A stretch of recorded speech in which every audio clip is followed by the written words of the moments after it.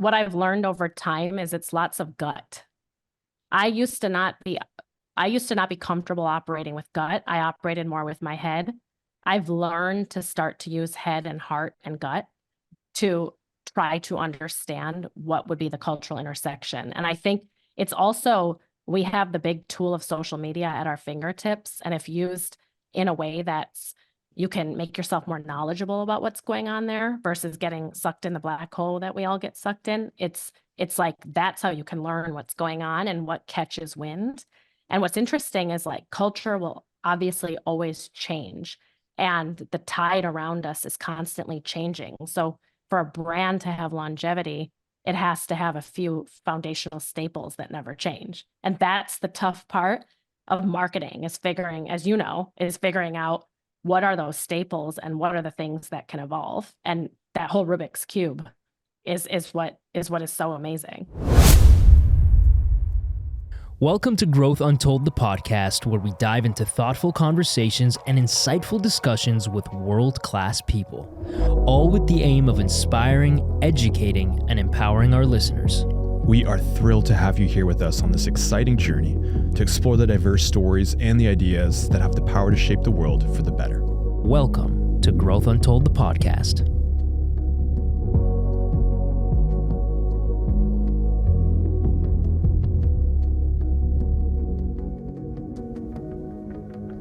Today, we are joined by a seasoned marketer who has navigated across the world of consumer goods, spirits, wines, and cosmetics. She's made her mark across some of the world's most renowned organizations, including American Express and Avon, to Unilever and Pernod Ricard. At Unilever, she honed her skills as a marketer, steering the grooming portfolio to new heights for global brands such as Dove. Following this, she joined Pernod Ricard to lead a portfolio of multiple spirits and wine brands as the VP of Marketing. In her most recent chapter, she took on the role of Chief Executive Officer at King Street Vodka, a brand co-founded by actress Kate Hudson. Welcome to a personal friend of mine, Sona Bajaria. Hi, guys. Sona, how are you? Welcome, Sona. Welcome. So full disclosure, me and Sona have spoken before. She's, I want to say, like a family friend at this point, because she's good friends with my fiance, Emily. So welcome to the show, Sona. Thank you. Fiance, it's the first time I've heard that. Amazing. I know, right? Yeah, it's great. I like it better than girlfriend, for sure. That's for sure. I haven't even been able to So, congratulate you. Congratulations. Thank you very much. Thank you.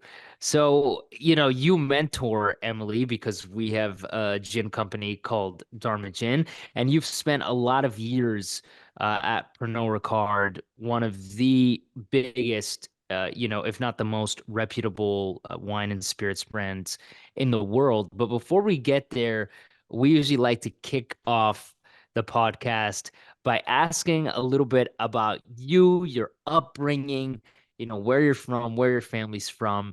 So tell us a little bit about you and how you got here.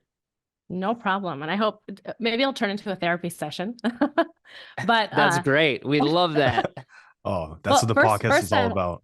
Awesome. Now, first I want to say I'm super happy to be here, and it's been awesome listening to your podcast so far. I love the way that you guys talk about personal and professional and how they blend together, because I'm a big believer of that. I think work is personal, so there's no way you can understand someone's work, past and history and future, without knowing them personally.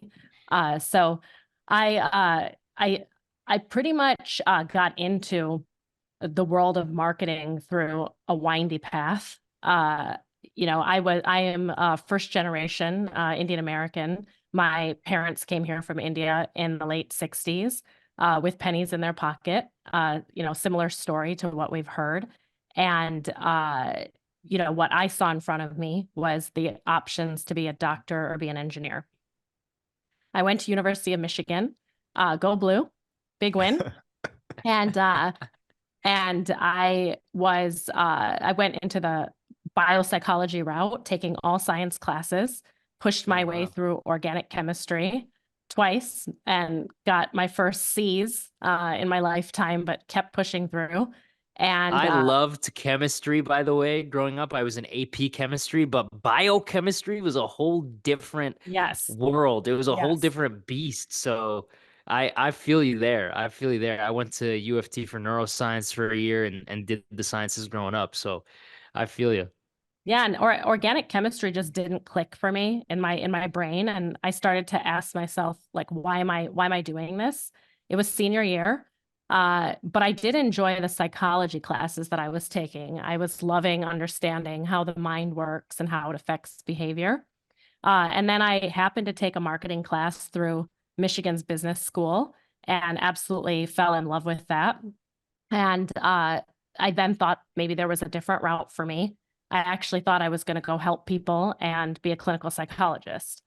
Took a clinical psychology class and ended up not being able to compartmentalize and say, thought I would fall too deep into people's problems and actually not be able to separate myself. So uh, I started to look for some jobs out there, and American Express gave me a call, and they were actually calling quite a few people, and they were asking them to be salespeople for American Express. So I thought it was one of those calls, but in fact, it was to work on Wall Street in corporate services as a marketing analyst.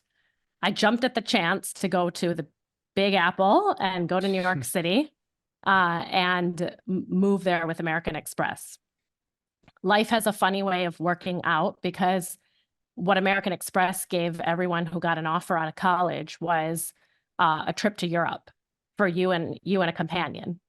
So of Wow. course, as a 22-year-old, I was like, let me grab a friend and let me go to Europe, and we're going to have a time of our life before we enter the real world. And then You're like, we're going to Europe, and I'm quitting after 2 weeks. Yeah, I'm just taking the exactly. job for the trip. Exactly. So then my dad said, oh, this is a great time for the four of us to take a family trip. So, you were like, oh, go with my family or go with a friend, but it wasn't really a choice. So me, my dad, my mom, and my sister, we all took a trip to Europe. This was the summer of 2000. And I'm dating myself, but it was the summer of 2000.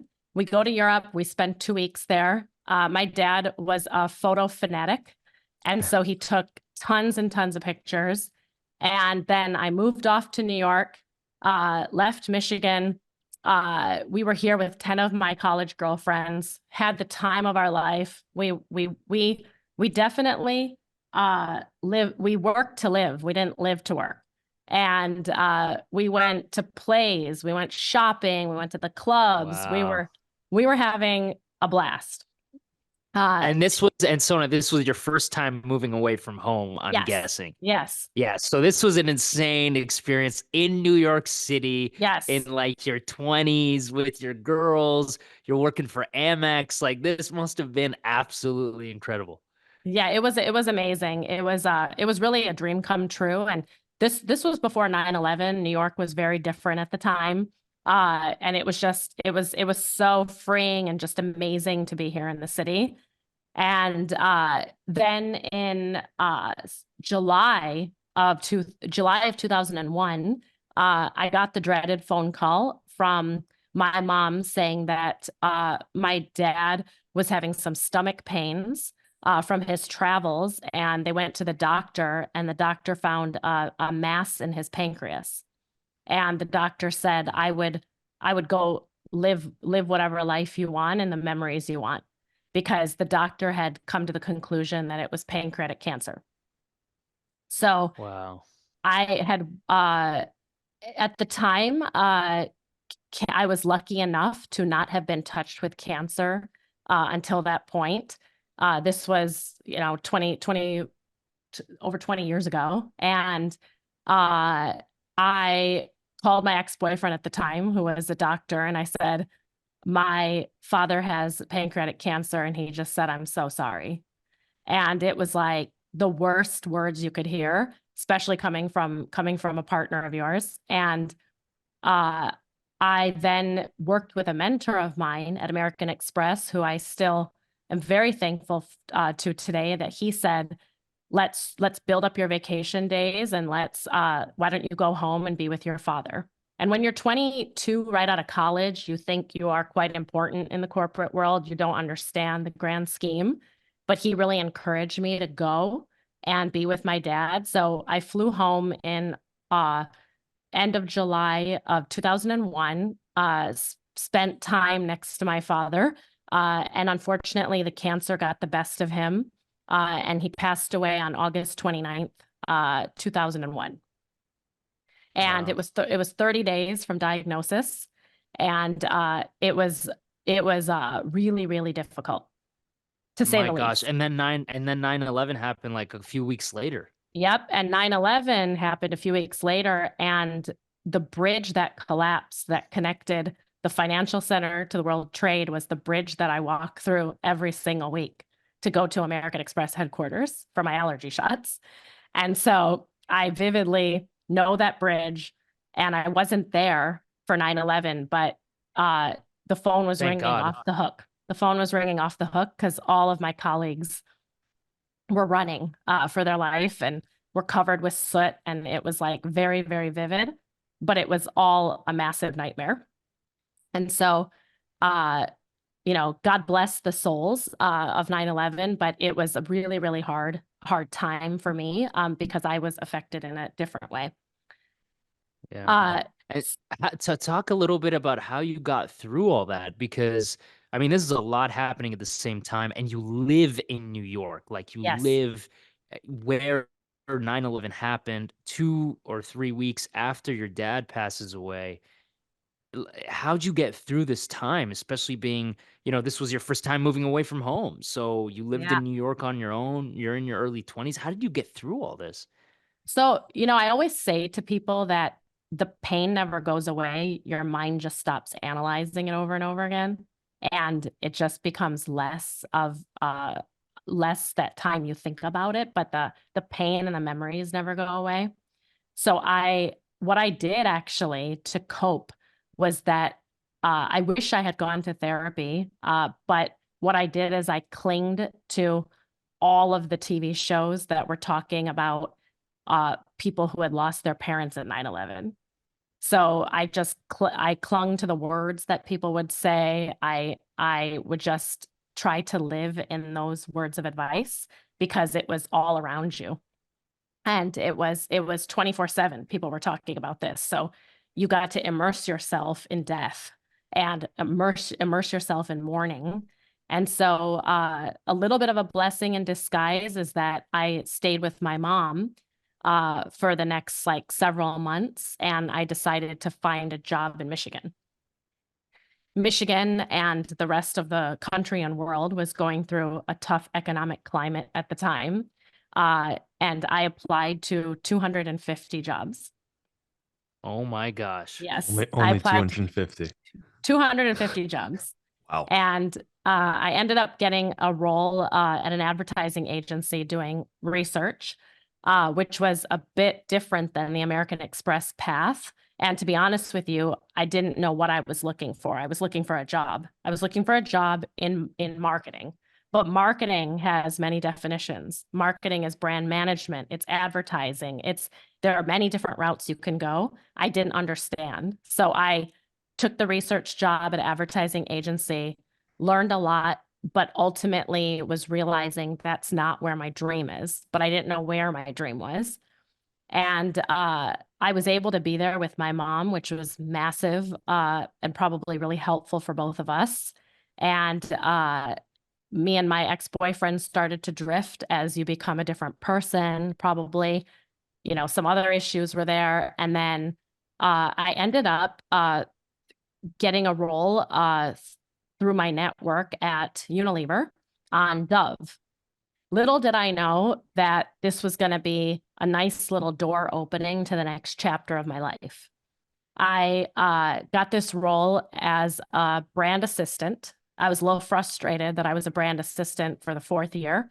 I was supposed to, be a CMO at that point, but I got brand assistant at Dove, working on their hair care launch, and I moved to Chicago. Never thought I'd see myself in Chicago, but it ended up being a very beautiful story because I joined Unilever. I did become a workaholic, 100%. People who know me back then definitely know I was a workaholic because Mina, to your earlier question, I put all of the way that I was dealing with stuff into work because I wanted Right. to keep busy. I wanted to not feel guilty that I had left Michigan. I wanted to just, do something for the world, but really there's no need for a marketing assistant to work till 1 a.m. typically on a regular basis. Wow. Yeah, but you also had aspirations and an idea of where you should have been.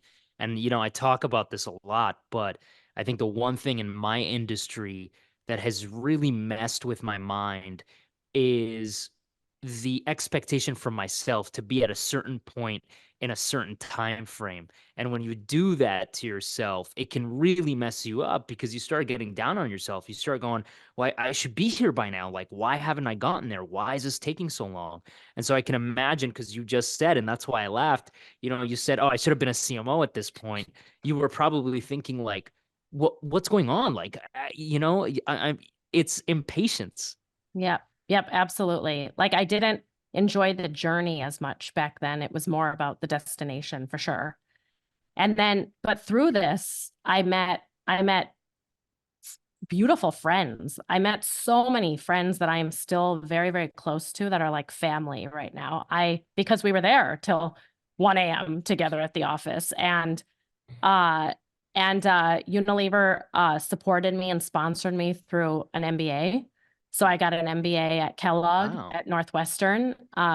Super fortunate and thankful for that experience because once again, made wonderful friends that, stood up in my wedding. And Damn. So let me get this straight. You were working till 1 a.m., but you had more workaholic tendencies that you said, let me get my master's on the side. 100%, Alex, do you 100%. do this, man? Why aren't you working this hard, brother? What's going on? This is how you get ahead in life, man. I had to mute myself. Oh my God, you just made me so depressed in the matter Oh of no, no. a I've seen 15-second your statement. LinkedIn profile. It's very impressive, Alex. Very No, impressive. it's just a buzzword garden on my LinkedIn profile. No. I'm just trying to impress people. Okay. But hold on. There's so many things we got to talk about here for a second. But first of all, Unilever, what was that like working for it's like a massive, for like the people who aren't marketers out there, Sona, right? Like, Yep. people like Mina and a lot of people in our audience, like there's probably like two Goliaths in the CPG, consumer packaged goods space. Would you agree? It's Unilever Yes. and Yep. Procter and Gamble, and they're what some people call them, not a branded house, they're a house of brands, because you have so many household name brands, like you said, Dove. What was that like being a part of that huge machine? It was a gift, honestly, because I got my first assignment on Dove, and Dove is such a beautiful brand because they did a study 20 years ago around women, and they found that only 2% of all women globally claim that they're beautiful, which is a pathetic number. And they took that insight and they said, let's make women feel beautiful inside and out. Inside from a self-esteem perspective from when they're very young, to outside with our functional attribute of our products, whether it be bar soap, firming lotion, hair care, etc. And that was so powerful that what they did is they said, okay, all employees go volunteer with the Girl Scouts. Go help them understand why self-esteem at a young age for women is super important. Also, when you capture models in advertisements, you are not allowed to retouch them.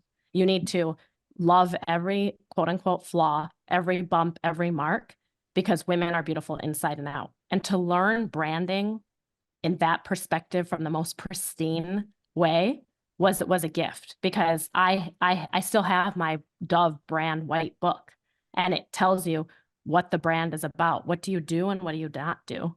And that is where I learned brand marketing. So it was amazing.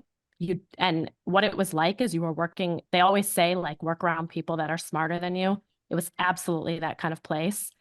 Everyone around you was smart in very different ways. I think smart is a very strange word just to throw it out there, but it's about what you do with that intelligence that matters. And I had great mentors that I still keep in touch with. So it was a wonderful place to grow up in. And it was definitely a gift from God, especially after that traumatic losing my father in 2001.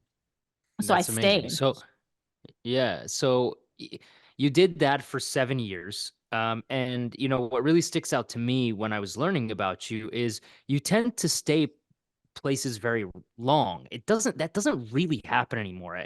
Me and Alex were talking about this with another guest of ours. I think the world is changing so fast now that people just don't stay places long anymore. But you stayed there for 7 years at a very pivotal time in your life. You learned a lot. But of course, what I'm interested most about when it comes to your work is Pernod Ricard. Am I saying it right? First of all, am I You saying that are. right? You are. Okay, good. Really? So, yeah, what do you mean, really, Alex? Come on, man. What is this? What is this? We're Canadian. We don't French. Um, I thought you were gonna mispronounce it. But you nailed it. You crushed it, Thank man. you. Thank you. So, Pernod, you worked at, correct me if I'm wrong, for the longest amount of time. You were there for about 10 years. Yep. So, Pernod is interesting because it's mostly wine and spirits. I think wine, they must own some Yes. wine Wine and brands, spirits. Yep. right? But what I'm interested about is like when you first got there, how was that experience about learning about the company, because they own so many different brands, kind of like Unilever, but this is wine and alcohol. It's also luxury in a way. So talk to me about how you got there and what was that experience like, because you got very high up on the rung there. You weren't a sales brand associate there, or whatever you called it, that's for sure. So talk to me about that journey there, those 10 years. Definitely. Definitely. So, uh, and one thing I want to address is that when I left Unilever, they were consolidating offices to New Jersey. And I took that opportunity to come back to New York because I felt like mentally and emotionally, I wanted to come back to the big city and do it all over again. Do what I didn't get to do when I was 22, but try it again in my 30s. And so, yes, when I found Pernod Ricard, I was at Avon at the time. I was working in cosmetics and innovation. Loved learning about how to innovate. We made 1,000 products in less than a year.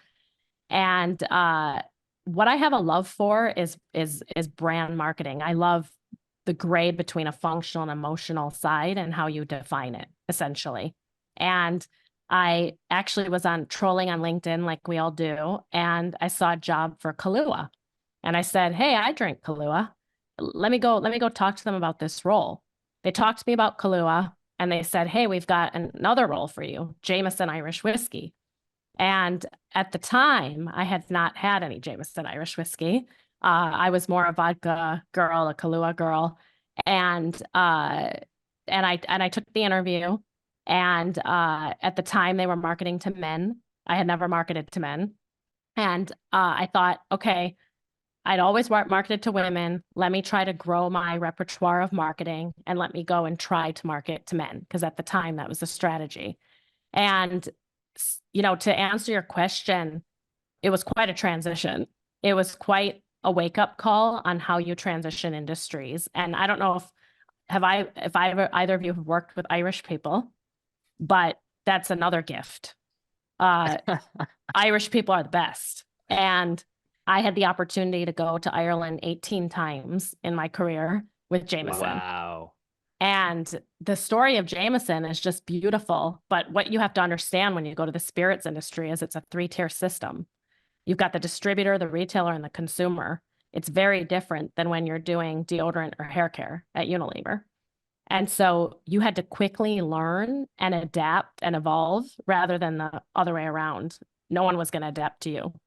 And I had the opportunity to work with ex-bartenders and what we call brand ambassadors. You are working with a whole different caliber of people who understood the on-premise, the bar, restaurant environment much better than you ever could, because they've actually lived and breathed it. And understanding that bartender and how it operates is so key to this industry that was a big wake-up call. And the other thing that was interesting is how important relationships are. Like everyone tells you relationships in general, relationships in business is important, but relationships in the alcohol industry is so key. And that was another interesting, I used to run around Unilever with my laptop and my PowerPoint presentation and show everybody how shiny it was. That wasn't going to work in the alcohol industry. You have to get to know people and you have to understand, you have to sit in their shoes and understand what they want and you have to adapt. And that Yeah. was like a beautiful learning. Yeah, for people out there listening, and Sona will correct me if I'm wrong here, but I've only been in the alcohol industry for a couple of years now with Dharma, but you learn very quickly that it is a very protected industry in a lot of ways. What I mean by that is people love the industry they're in. They love the alcohol business. There's so much to learn. Um, and it's so close to everybody's heart because for a lot of people alcohol is a big part of their lives. We celebrate with alcohol, we mourn with alcohol, we a lot of important events in our life, alcohol is in our lives. And so I think there's a lot of people in the industry that just they know each other. They keep things in a very tight circle. And so you have to learn all these things and learn this family that is the alcohol business. Definitely, definitely. And as you grow and you get more senior, there are more male counterparts as you go up that ladder. So that the other piece is how to find that leadership in yourself, being a female, but also just figuring out your voice. I think everyone has to figure out their voice, but in a different environment, it's quite interesting. And I have a really funny story, and Alex, you'll appreciate this because how many agency briefings have we done in our lifetime? And I still remember this vividly. I was my first Jameson briefing, and I came in from my Unilever world, and I dressed up in green. I'm not joking you. And I tried to put together a roster of jokes. And my boss was just like, oh my goodness, who did we hire? And you had to quickly learn that it wasn't about operating in this template that you thought was right. It was actually just like jumping out of that and figuring yourself out at the same time you're trying to figure out the spirits industry, is figuring out who you are as a leader and what's important to you. What are your boundaries and what do you care about? Because you're selling something that's about connection. It's about human connection. And so how do you sell human connection? You have to understand who you are as a human. Yeah. Just Wow. to add to that, so I think that like what Mina and you both were talking about, there's so many unwritten rules about the space working the alcohol industry, right? Like you've had to learn through immersive therapy and just jumping with both feet in. What are like some other ways you've learned the ins and the outs of the industry other than telling amazing jokes and wearing all green? Yeah. Spending time with the where it's made. I think Yeah. that was another big learning, is that while I worked in deodorant and hair care and cosmetics, the heritage of the products, the factory that they're made in, based in the country that it's produced in, that became paramount in the spirits industry. The story of Jameson, where it's made in Ireland, in Middleton. It started in the back bar in Brooklyn with the bartender as their after shift drink. That's the story to understand in order to figure out how to scale it and how to grow it. And another story that I wanted to share with you was around the Glenlivet. The Glenlivet was a super amazing career moment because it taught me so much about the industry, but it taught me about teams and people. I was given a promotion to vice president, in my time at Pernod Ricard. At the same time, I was handed the bottle of the Glenlivet and saying it's flat in sales and we have to fix it. We have to reposition the brand. And it was an intimidating challenge because I, once again, was not a single malt drinker. And how am I going to reposition this brand when I look at it and I don't see the heartbeat? And we built a really great team around us. We had amazing counterparts in London, and we did a lot of digging. We went in a couple different circles, and we ended up intersecting culture, category, and consumer. Culture, Trump was running. It was the Me Too movement at the time. Category, the category was stoked in leather couch perceptions, cigar smoking, older men, typically white men, less women, less multicultural. And we said, we're going to break conventions. We're going to break conventions in how we package this thing. We're going to do bright colors. We're going to break conventions in how we bring this to life. We're going to sponsor New York Fashion Week. We're going to break conventions through where and how we activate and how we explain the product to consumers. They don't need to taste it just neat. They can have it in a cocktail. And who was your biggest competitor at that time? Would you say it was like Glenfiddich, or who was your biggest competitor then? So I would say Glenfiddich and Macallan were competitors, but also it was that we were getting confused with Glenfiddich and Macallan. And what's interesting is, like, while they're competitors, there's also emerging spirits in that space that are in the same consumption moments. So those are also the brands we had to look at. But what was amazing is that the route we took to this was not a straight line. It was quite a circle. And what I learned is that surrounding yourself with people that they may be junior to you, but when everyone is inspired and excited about the strategy, they're actually coming up with better ideas than you could by yourself, and they're happy and they're coming to work with a jump in their step. And the relationships we solidified actually drove to better business results. And that's the first time I really saw in practice how you lead from behind and you get people excited about something. And we started to get this amazing team spirit and culture around us that was getting noticed, and folks were excited about it. And within 2 years, we saw double-digit growth on the Glenlivet. And this was super exciting moment. We took the Glenlivet to the Forbes Women's Summit, and I spoke, amongst Padma Lakshmi and Amy Schumer at an event, and we talked about breaking conventions, and we were really trying to get this brand to be in the conversation with lifestyle. And that was another big learning, is that we all talk about what brands and companies we work at, but actually it's about the cultural intersection. If you don't figure out the insight and the cultural intersection, then really, who are you talking to and who's going to care? And that's what jazzes me up from a work perspective, is finding those brands and those opportunities, and that you can figure out, okay, why is someone going to care? Because it taps into something interesting in culture, and it's fast and it's in the moment. How do you? I want. Yeah, sorry. Go ahead, Alex. No, go ahead, man. Alex. Oh, Mina, look like you were so calm, man. I'm sorry for cutting you off, man. So I'm just so curious about you. You said it's just the cultural intersection. How do you identify that? How do you identify it from not being artificial, going like, we belong here, when in reality, the facts say this? Do you undergo like massive research to identifying that intersection?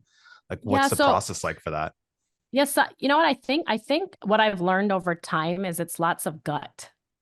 I used to not be comfortable operating with gut. I operated more with my head. I've learned to start to use head and heart and gut to try to understand what would be the cultural intersection. And I think it's also, we have the big tool of social media at our fingertips. And if used in a way that's, you can make yourself more knowledgeable about what's going on there versus getting sucked in the black hole that we all get sucked in. It's like, that's how you can learn what's going on and what catches wind. And what's interesting is, like, culture will obviously always change, and the tide around us is constantly changing. So for a brand to have longevity, it has to have a few foundational staples that never change. And that's the tough part of marketing, is figuring out what are those staples and what are the things that can evolve. And that whole Rubik's Cube is what is so amazing. But if you get it right, it can actually work. Yeah. Sona, you were at Pernod long enough that I'm assuming you started seeing the swell of celebrities starting alcohol brands, which, now, of course, with Dharma Gin is something I'm trying to do as well. Though I'm proud to say, not many celebrities are doing it in the gin space yet. When, if at all, did you see this shift in the alcohol space, this incredibly protected, tight-knit community that we talked about, where celebrities started jumping in, and it seems like it just hasn't slowed down, especially in the tequila space. There's just no shortage of celebrity brands. What do you think shifted that inspired that movement? Yeah, so I would say that the big one of the big advantages of a celebrity spirit or a celebrity brand, without stating the obvious, is that you have a bit of a different media model baked in. You have automatic reach. You have a massive audience to play with. So it sometimes doesn't become a question of how much investment do you have. It becomes a question of how are you going to creatively talk to your audience that comes to you in a loyal fashion for advice, counsel, a friend. They see you as a friend. So how are you going to use that to convey the power of your brand? So I think that trend is what has been increasing.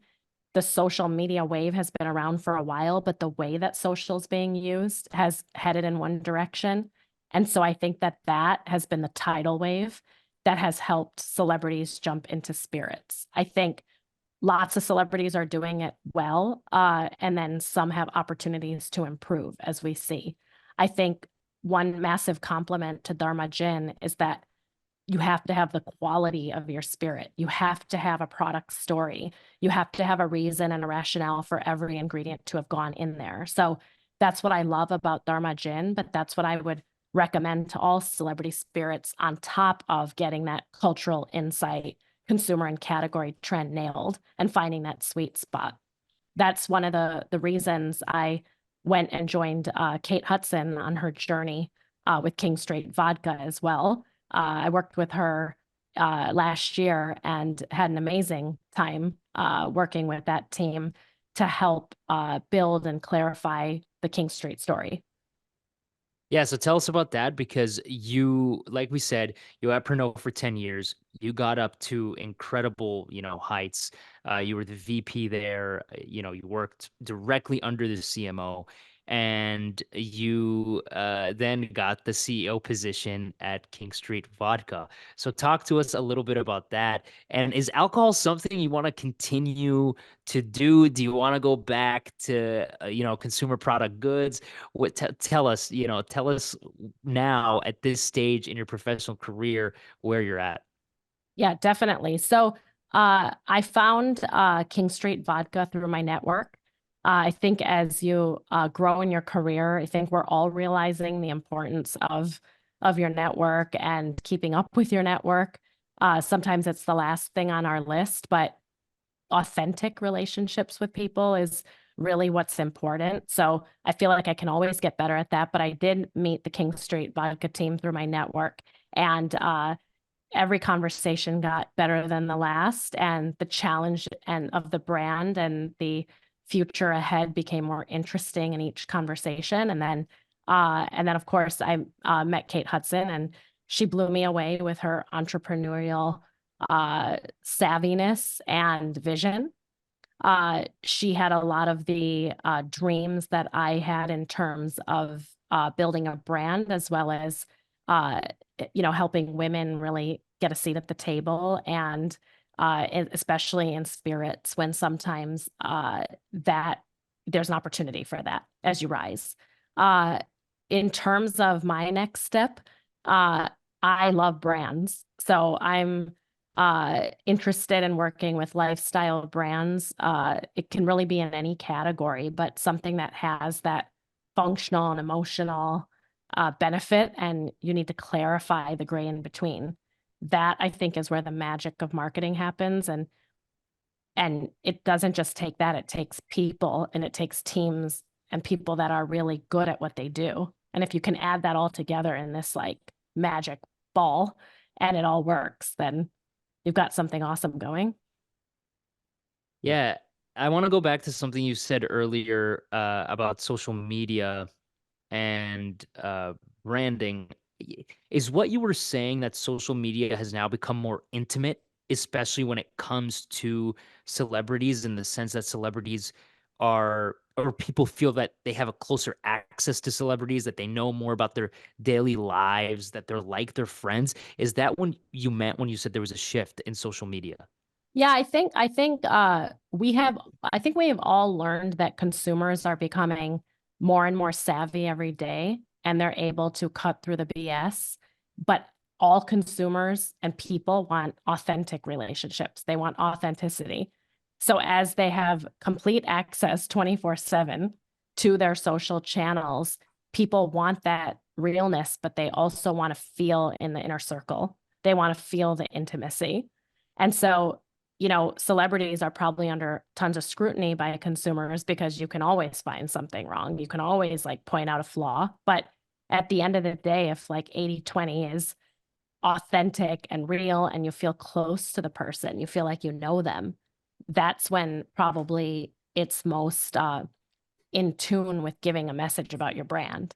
And probably if you, you know, it, what I, if you can actually be just real and honest, that's probably the best bet because that's what consumers want from all brands, right? They want consistency and they want honesty. And so it's no different with the celebrity brand. It's just that you all of a sudden have this living, breathing personality that can add major kudos to your brand. And being a woman all these years in branding, a woman of color, how have you seen that change over the years? Like you said, the truth is the truth, and of course, the alcohol industry, for example, is dominated by men. I do think that more room is being made for women and people of color, but how has that affected who you are today? What are some of the challenges you had to overcome, and what's some of the advice you recommend to young entrepreneurs of color that feel like, they're facing similar challenges? I have a kind of a different perspective on this, which is I think that there's probably assuming that the conditions are decently set in a particular scenario. I think that it has a lot to do with inner confidence and your inner voice and what you're kind of this circle you're doing to yourself. I think that again, assuming the conditions around you are set up to a certain extent, I think that the power is within you to figure out the formula that can work for yourself. And uh, I think through my 22 years of work experience, of course I've had many, many downs and, you know, a good amount of ups, but in those down moments, can you really pinpoint it and say, oh, there was, it's because of this or it's because of that condition, or is there something you could have done better? So I try to have that attitude. Otherwise, I think I might drive myself crazy of what can I control? What can I do to change the situation? Because it's very difficult sometimes. It's very easy to sometimes point to certain things and it's very easy to get down, but how can you actually help yourself? And then more importantly, how can you help the people around you? I often joke with like members, like when I've managed teams, is like grab a seat at the table, because you often see junior people walk in a room and go to the super corner of the room and grab a seat and try to hide. And it's like, nope, grab a seat at the table. If you're in the room, grab a seat. And that's what I try to tell myself, because sometimes I forget, grab a seat at the table, go sit up at the front. It's okay. Yeah, man, Alex, that's incredible that you say that, Sona, because Alex, isn't this something that we've heard over and over again from, we're lucky that we've just sat down with so many successful people, and everybody kind of says the same thing, that you have to grow the courage to grab a seat at the table, that you have to have the confidence to be wrong. I think what happens for a lot of people, and it's certainly what happened to me, is when I was younger, we get our confidence eaten away by all these little things, whether it's people bullying us, whether it's teachers telling us we're not good enough, whether it's, parents maybe not guiding us and encouraging us enough. Whatever it is, when we're younger, we get all these little signs and these kind of little, you know, inflictions onto our confidence that when we grow up, we start taking those things and we start making those wounds deeper. And I think it's that really holds you back because, when you look at any successful person, they're always confident in themselves and they're not afraid to make mistakes. They're not afraid of rejection either. You take a look at the industry I'm in, acting, and every successful actor out there, maybe they were afraid of rejection, but they found a way to overcome it because at the end of the day, the industry's filled with rejection and you have to find a way to move on. So I love what you just said there because, you know, I think the way my brain translated that was whether you're working at a law firm or, a big company or you're an actor, whatever it is, I think the lesson is be confident in who you are, try to figure out who you are, be confident in that, and don't be afraid of rejection. Because, like you said, that example that you gave about the juniors going and sitting in the back, I think a part of the reason they're not going and taking a seat is because they're going, I'm not good enough to be seen. I'm not good enough to be heard. I'm going to be made fun of. I'm going to be ridiculed. And maybe if they just had more confidence to sit at the table, then people would look at them and people would hear them and they'd be surprised that they have a lot to offer. So I love what you just said there. Yeah, and I remember this takes me back, Mina and Sona, to your point. I was one of those people, and that I started my career in the agency, and I started an agency, and they used to actually, to get the nerves out of the junior staff and junior coordinators, we would actually have to present something cool in the marketing realm. It was called like knowledge share meetings. So we'd have to present something cool we saw in sponsorship marketing to like all 30, 40 members of the team. And I was one of those people who I was like, oh, hell no. Like I wanted to go to the back. I want to crawl underneath the table and go underneath the shoe. I was terrified of that. And like, how did you, how did you like, I guess, get this confidence? It just seems like you have this confidence in your craft. It seems like you have, Sona specifically, this confidence, this belief in your ability to get it done, double digit growth. You just said earlier. Did you develop that through repetitions? Did you develop that maybe through building the relationships? Is there maybe something or maybe a multitude of things that contributed to that? Oh, yeah. I mean, I think I struggle with it every day. I think that when I was given that VP role on Glenlivet, I had 26 people on my team. And sometimes when you have your own imposter syndrome and then you're trying to develop 26 people who are looking at you, how can you go in a room and sit in the back if you're telling the 26 people not to? So you have to somehow jump into that courageous mode when you're scared because people are watching you. I remember this one instance in which somebody I didn't feel treated me well in a conversation at work, and it was in front of someone on my team. And I knew that I had to handle it in a way because she was watching. So I had to muster up the courage to go and ask for a few minutes and confront the issue and talk with this person when in fact I would have rather crawled into the corner and not addressed it, not confronted it. But that helped me because the conversation was great. We got to a good place and I absolutely needed to say something. And so I think having teams and people watching you has also helped because people see you, whether you like it or not, as you grow in your career, people are going to start to see you as an example and they're going to watch you and they're going to emulate the behavior. So if you don't do it for yourself, you got to do it for them. So I think that's been a part of it. And then the other piece is that bringing it back to my dad, when he passed away in 2001, we just had to go email through email, at the time, letter through letter, of everyone wishing their condolences. And the red thread that came through all the notes was, your dad had the highest integrity. So he had, just a little bit about him is, when he moved here, again, started with pennies in his pocket, he worked at a lot of the big car companies in Detroit, but then he eventually went out and started his own business as a quality consultant. And it was a very successful consulting business, and it was like a one-man show. And when we got those notes, they were from business colleagues saying, your dad operated with the utmost integrity, never taking advantage of a situation. He is a friend I will miss. He taught me a ton. So when you have these like beautiful letters and you cling to those words, at the end of the day, what matters on your gravestone is that, how did you operate? How did you leave a person? Does XYZ really matter, or is it really how the person felt at the end of the day? And I think it's the latter, through the experience that I lived.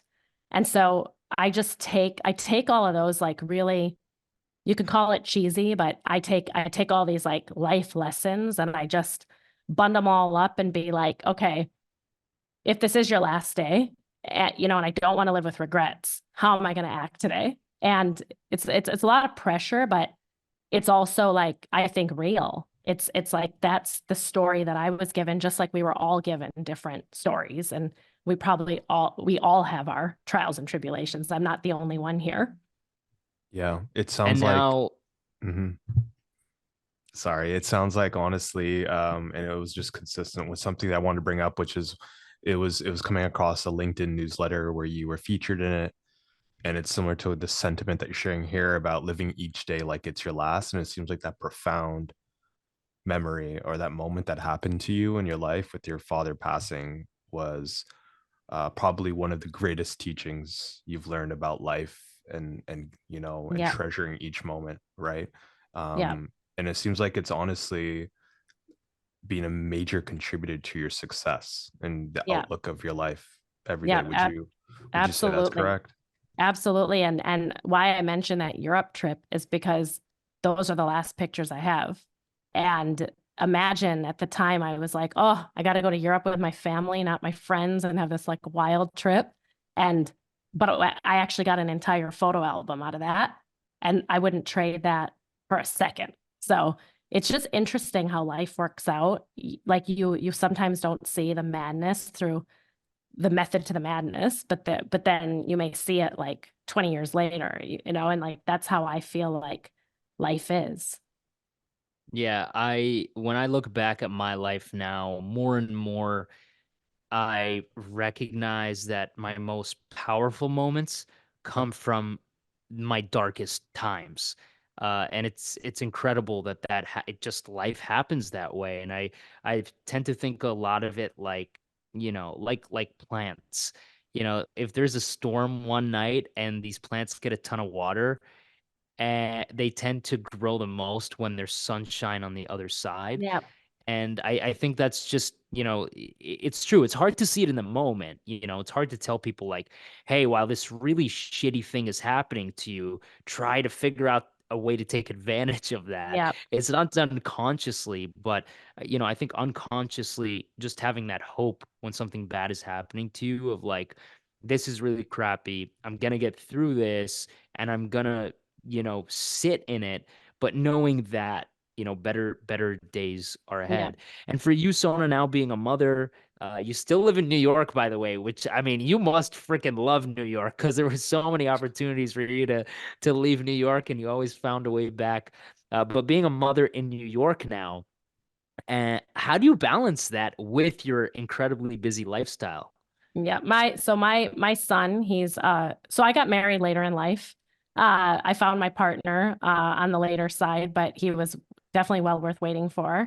And then I had my son 3 years ago, and he was also well worth waiting for. Uh, I don't know. I mean, I know you're not a parent yet. Alex, are you a parent yet? Okay. So definitely enjoy your life pre-parent, but there's a different type of life post-parent. But life is hard and different and busy, but like he's the best thing that ever happened to us. His name is Dylan, and he's amazing. But in terms of balancing, it's interesting because when I had him, uh, you know, my life I feel like has two major chapters. One was my father, and the second was Dylan was in the NICU for a few weeks. He's okay now, but it was a bit scary for the first few weeks of his life. And when you have a moment like that, you think about how do you want to spend your time and how do you want to spend, like every hour you have. And I did a lot of soul searching, a lot of digging, and I talked to a lot of people, especially moms, and I got a lot of good advice. The advice I got was don't feel guilty. It takes a village. And I feel like I really try to live by that, which is whatever moment I'm in, whether it's a work moment or it's a moment with Dylan or it's a moment out with friends or family, it's like be in that moment. Don't feel bad. Like otherwise you'll miss out on that moment. And so stop feeling bad, just be 100% in that moment. And the other piece of advice is it takes a village is like, don't be shy to either ask for help or surround yourself with the help that, is in your means. And I try to do that, which is building community and, getting kind of setting up your circumstance to enjoy the time that you're with him and with your husband. But Dylan is the biggest joy. And, it reminds me of business school a little bit because like going back to my workaholic days, when I was at Unilever and at Kellogg, two different things pulling at your time, you have to sort of like come to that idea that being perfect, you don't have to be perfect all the time in your studies and your work. Like you don't want to be an average student, but you could get the job done. It's just how effectively you work and where you put your attention. And I think this is the same, which is I'm going to always be 100% for Dylan. Something else will fall slightly, but it doesn't need to fall to average. Well, Sona, I mean, you've left us with two great things as we, end the podcast. And again, things that we've heard before, living in the present moment. I think that's so, so important and something that I try to improve on every day, because I'm the type of person that really overplans and overthinks about the future and my next 10 steps and what am I going to do and why am I not the CMO yet of my own company and what's going on. I tend to overthink these things, but you're right, living in the moment and being present is really, really a gift if if you can get there.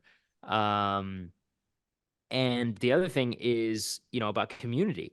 And we've talked to other people that say, yeah, like grow your board of advisors, grow the people around you, because you're right. It's hard to do it alone. And sometimes, again, we think it's hard to ask for help.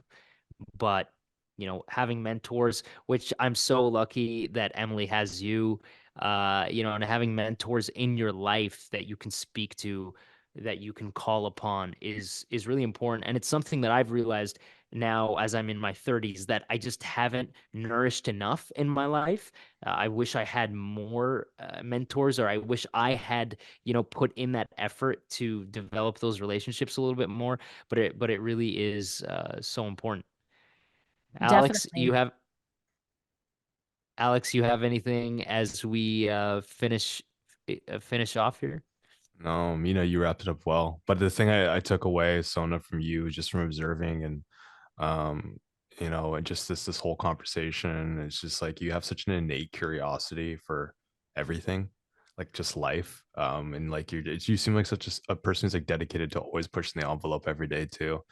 And it obviously is a big reasons why you were so successful and why you're, the former, CEO of King Street Vodka. Like it just seems like you bring your A game, you like just like you did for this podcast. You're like, let's show up 10 minutes before, let's do this. You were the first guest to just be so proactive at that. So I just feel like if you're like that, you do that every other aspects in your life that exceptionally well.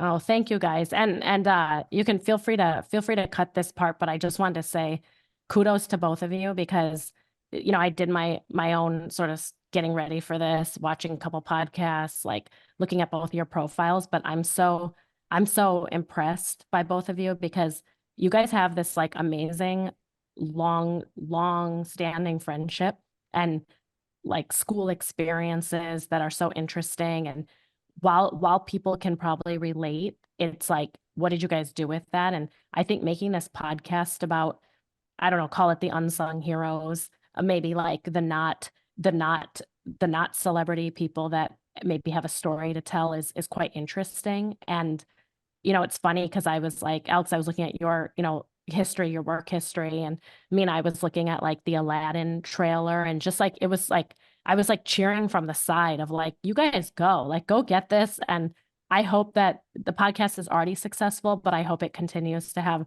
all the success in the world. And, you guys are getting really like interesting personalities on there, which I think is cool. I've already learned a lot from watching the few that I did about like the board of directors and all of those things are so good. So keep on going.